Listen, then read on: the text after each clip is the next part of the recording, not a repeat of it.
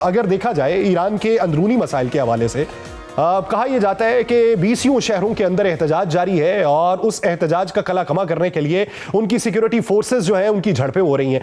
दूसरी तरफ कुछ मनाजिर कल के ये भी थे जो बैनुल अक़वामी मीडिया के ऊपर रिपोर्ट नहीं हुए कि आयतुल्लाह अली ख़ामनाई के हक के अंदर भी बहुत सारे लोगों ने रैलीज निकाली हैं जिसको मगरबी मीडिया ने कवरेज नहीं दी। तो अंदरूनी मामलात को क्या आप बैरूनी मुदाखलत भी समझते हैं या कुली तौर पर ईरान का अंदरूनी मसला? शुक्रिया मुझे प्रोग्राम में लेने का। देखें, एक मुश्किल जिंदगी तो गुजार रहे हैं ईरानी और काफी अरसे से गुजार रहे हैं, और बल्कि मैं तो ये कहता हूं कि ये वो मुल्क है जिसने कई दिहाइयों की सैंक्शंस के बावजूद बड़ी तरक्की की है। मैं खुद ईरान में रहा हूं और मुझे वहाँ के हालात पता है। जो उनकी इंडस्ट्रियल कैपेसिटी है, जो उनकी कुव्वत है इकोनॉमिक हिसाब से, माशी हिसाब से, वो कई उन मुल्कों से बेहतर है जो कि सैंक्शंस में नहीं है। तो ईरानी बहुत मेहनती लोग हैं, मेहनती कौम है और मुश्किल में जिंदगी गुजार रहे हैं। लेकिन ये जो इस वक्त शोरिश हो रही है, जो प्रोटेस्ट हो रहा है, मुझे याद आ रहा है कि तकरीबन 47 साल पहले भी जो रेवोल्यूशन आया था उसमें शुरू में ये एक माशी प्रोटेस्ट ही था, वो भी, और माशी रेवोल्यूशन था जिसको फिर एक आइडियोलॉजिकल टर्न दिया गया और फिर उसके नतीजे में जो वहाँ की बादशाहत थी वो खत्म हुई। तो ये इस वक्त भी एक माशी रेवोल्यूशन है और लोगों के जायज मुतालबात है जिसको ईरानी हुकूमत ने तस्लीम किया है। लेकिन इसके अंदर जो शरपसंद अनासिर हैं जो कि तोड़ फोड़ कर रहे हैं, ईरानी हुकूमत कहती है कि हम उनसे बात नहीं करेंगे। पॉजिटिव साइन क्या है? देखिए, पॉजिटिव साइन ये है कि इसके बावजूद कि ये शोरिश तकरीबन पूरे मुल्क में फैल चुकी है, कोई डिसइंटीग्रेशन नहीं है हुकूमत में, कोई डिफेक्शन नहीं है हुकूमत में, कोई अलग ग्रुप कायम नहीं हुआ है, कोई पुलिस फौज में किसी किस्म की कोई डिफेक्शन नहीं है। जबकि जो 47 साल पहले रेवोल्यूशन था उसमें इस किस्म की डिफेक्शंस हो गई थी और उसके बाद फिर हुकूमत मजबूर हो गई थी, बादशाहत मजबूर हो गई थी मुल्क की बागडोर छोड़ने के लिए। तो अभी तक जो हुकूमत है वो कायम है, अपनी जगह पे मजबूत है और वो मुकाबला कर रहे हैं। जो भी प्रोटेस्ट हो रहे हैं उनका, वो लोगों से बातचीत करने को भी तैयार है, वो लोगों को समझा भी रहे हैं।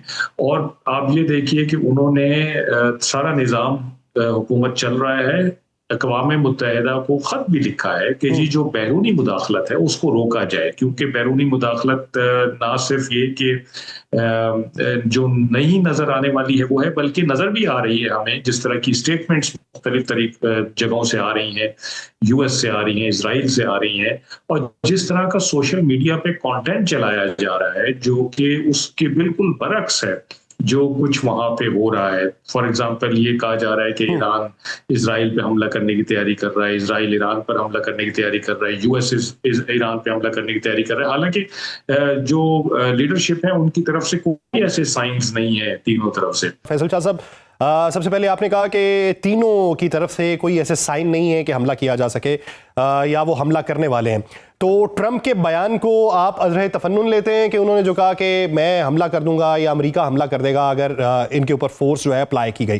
दूसरी बात यह है कि सब्सिडी देने का भी ऐलान किया गया था $7 की तमाम शहरियों को जब तक हालात बेहतर नहीं होते।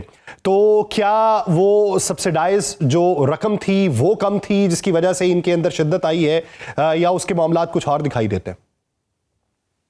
देखिए, जहां तक ट्रंप की स्टेटमेंट का ताल्लुक है, उन्होंने कहा है कि मैं हमला नहीं करूंगा बल्कि मुदाखलत करूंगा, और उन्होंने कहा है कि बूट्स ऑन ग्राउंड की जरूरत नहीं पड़ेगी, लेकिन हम वहां मुदाखलत करेंगे जहां सबसे ज्यादा तकलीफ होगी Iran. Sir, ready and locked जो है हो सकती है वो सर, लॉक्ड का लफ्ज मुदाखलत में आता है सर?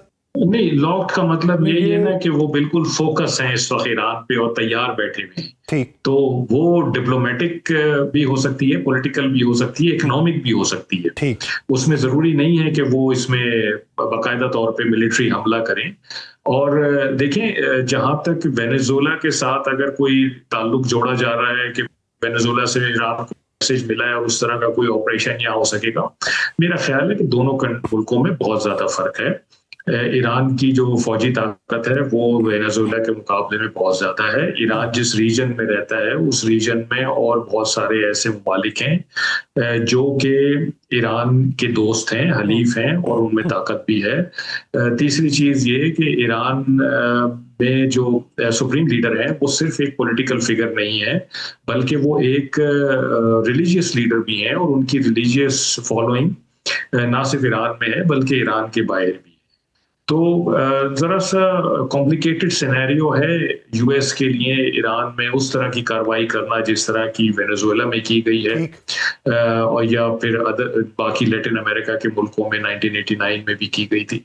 तो उस तरह की जरा मुश्किल है यहाँ पे करना। हाँ बिल्कुल, ये जो सोशल मीडिया पे कंटेंट चलाना है या कोई डिप्लोमेटिक या पॉलिटिकल सपोर्ट देनी है या इकोनॉमिक सैंक्शंस को मजीद टाइट करना है, ये चीजें जरूर उनके हाथ में है जो कि वो कर सकते हैं। ठीक, फैसल शाह साहब, सर आप क्या समझते हैं कि बज़ाहिर अगर देखा जाए तो ट्रंप का जो बयान है वो खुद एतमादी है, लेकिन ग्राउंड रियलिटी देखी जाए तो वो उससे मुतसादिम दिखाई देता है। तो आप क्या समझते हैं कि पसे पर्दा कोई ऐसी यकीन दहानी है कि उनके होते हुए चाइना ऐसी कोई हरकत नहीं करेगा, या फिर चाइना की पॉलिसी ही डोनाल्ड ट्रंप को ऐसा एतमाद फराहम कर रही है? देखिए, चाइना एक इमर्जिंग सुपर पावर है और यूएस को ये पता है कि चाइना की क्या वैल्यू है, मतलब उसकी इकोनॉमिक वैल्यू और उसकी मिलिट्री वैल्यू, दोनों चीजें उसको पता है। पॉलिटिकल वैल्यू भी चाइना की है। तो चाइना के साथ उस तरह का तसादुम तो यूएस नहीं चाहता। अगर चाहता होता तो यूएस इंडो पैसिफिक स्ट्रेटेजी ना निकालता जिसमें उसने अपने हम ख्याल मुल्कों के छोटे छोटे ग्रुप्स बनाए हैं, उनको तैयार कर रहा है चाइना के खिलाफ खड़ा करने के लिए, जिसमें इंडिया भी शामिल है, भारत भी शामिल है। तो यूएस खुद तो तसादुम नहीं चाहता डायरेक्ट चाइना से। चाइना कहता है कि ताइवान मेरा हिस्सा है और इसने अल्टीमेटली मेरा पार्ट बनना है, और चाइना ने ये डिक्लेयर कर दिया है कि ताइवान रेड लाइन है मेरी, इस पे कोई बात नहीं होगी, और अगर कोई बैरूनी इसमें दबाव होगा या बैरूनी मुदाखलत होगी तो मैं उसका मुकाबला करूंगा। और चाइना उसके लिए तैयार भी है। हम चाइना की ताइवान के बारे में पॉलिसी को अगर आप रिव्यू करें तो उतार चढ़ाव रहा है चाइना और ताइवान के ताल्लुकात में, कभी अच्छे रहे कभी खराब रहे। लेकिन 2021 से अगर आप खास तौर पे देखें तो जब से नैन्सी पेलोसी साहिबा का विजिट हुआ था ताइवान का, उसके बाद से चाइना ताइवान पे बहुत ज्यादा फोकस है और उसके थोड़े से जारहाना अज़ाइम भी नजर आते हैं हमें। मिलिट्री एक्सरसाइजेस करता है ताइवान के पानियों में, पैरी जहाजों को जाके खड़ा कर देता है, उसके पास मिसाइल फायर करता है, रॉकेट्स फायर करता है, उसकी फजा में चाइनीज जहाज फजा को क्रॉस करते हैं। तो ये सब चीजें वो बता रहा है कि ये मेरी रेड लाइन है और मैंने कोशिश तो ये है कि बगैर किसी जंग के, बगैर किसी कॉन्फ्लिक्ट के ये शामिल हो जाए चाइना में, लेकिन अगर कोई ऐसा मौका आया तो मैं उसके लिए भी तैयार हूं। चाइना किसी भी आर्म कॉन्फ्लिक्ट में जाना नहीं चाहता है। आपने दुनिया के मुख्तलिफ वाकयात देखे जिसमें एक्सपेक्ट किया जा रहा था कि चाइना शायद कोई जवाब देगा, कोई मुदाखलत करेगा, लेकिन चाइना ने हमेशा पॉलिटिकल और डिप्लोमेटिक अपोजिशन की है, लेकिन मिलिट्री कॉन्फ्लिक्ट में जाने की उसकी कोई उसकी हिकमत अमली नहीं है, जबकि अमेरिका चाहता है कि चाइना एक आर्म कॉन्फ्लिक्ट में आए किसी भी जगह। यानी अमेरिका की तरफ से प्रोवोक करने की कोशिश बार की जाती है, लेकिन चाइना की पॉलिसी ऐसी नहीं है कि वो उस प्रोवोक करने की पॉलिसी पे अपनी पॉलिसी तब्दील कर ले।